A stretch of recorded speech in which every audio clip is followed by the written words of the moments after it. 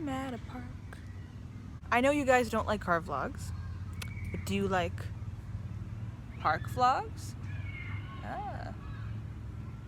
I'm at this park in my town. That's why you hear the kids in the background. And by the way, I know people are probably like, oh, your vlogs are so informal for a filmmaker. Well, you know, believe me, I know what makes a good YouTube video. I've helped people out with content and I've gotten paid for it. Believe me, I know what works and what doesn't for certain brands. But you know what? My brand is, I basically make what I would want to watch. And sometimes what I like to watch is just people being where they are, as they are, and talking. You know, it feels real that way. I can hear it now. Oh, if you were a legitimate director and writer, you wouldn't be at a park right now filming a vlog. Screw you. I can go any way I choose. I can live anyhow, win or lose, and I can go anywhere for something new. Anyway, anyhow, anywhere I choose. Park is also a nice, quiet place to reflect on things, so I think I might want to reflect on the past 3 days of filming my pilot.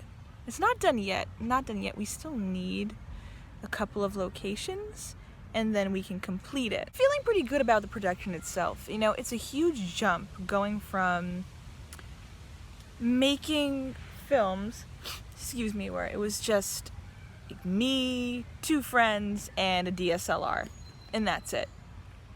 And so I'm used to just having to carry everything myself. I'm not used to having all these wonderful people that I had with me. I had an assistant director, I had PAs, I had a sound guy this time, like actually with that big giant mic they use, you know, on film crew sets. I didn't have any of those in the past. I mean, I know that if you ever are masochistic enough to check out my work, if you look at the credits, there's always something for sound, like somebody who did sound. That's usually my boyfriend, who you can actually, he has a YouTube channel of his own, and you can follow him because of subscribe to him at Behind the Arc Basketball. Remember that name.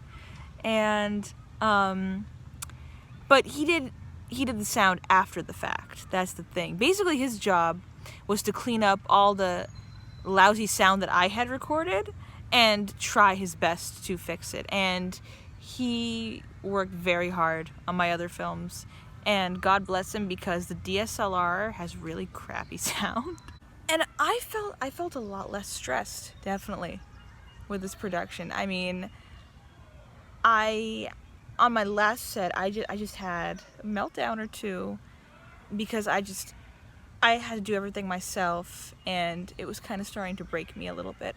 But I didn't have to worry about any of that with this, really, just because I had such a lovely crew this time. And not that the people I worked with on my last one weren't lovely. I had some cast members, even, I know I'm not supposed to reveal my secrets, but on Mouse and the Bread, I had some cast members like help out with cinematography because I didn't really have anybody to do that for me. I had my boyfriend help out a little bit.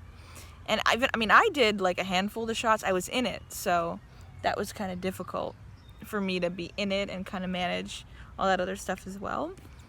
But and they did a good job too. They stepped in when they needed to, and I commend them for that. But it's just nice to have people whose job it is to do that, because the actors are actors. They shouldn't be focusing on anything but acting. And the production itself went great. There were no major incidents, nobody got hurt or sick or anything. I did not put a hole in anybody's wall like I did during the filming of Well Water. Yikes, that's the story for another video. Now, I know I said I'm less stressed, doesn't mean I'm not stressed. Because I feel like any little thing, like the slightest imperfection is going to make any potential networks be like, nope, I'm not going to take that project, no way. I'm pretty flexible by nature. Like, I'm not one of those directors that's like a complete bulldog and it's like, no, you have to say the line this way, it has to be verbatim in the script, da da da. I'm not one of those, so I have to reconcile that part of myself that's kind of like, you know, if it works, it works, with it's a bird, it's a plane, it's a distraction. But something tells me they have a very specific vision in mind of what they want, and I'm just worried that any little slip up, and hopefully there won't be any, but any little slip up would prevent them from taking it. I'm gonna leave because there's a bunch of people in this park right now, and the same jogger went by me 3 times, and he's probably like, why is this crazy woman still here? But see you soon.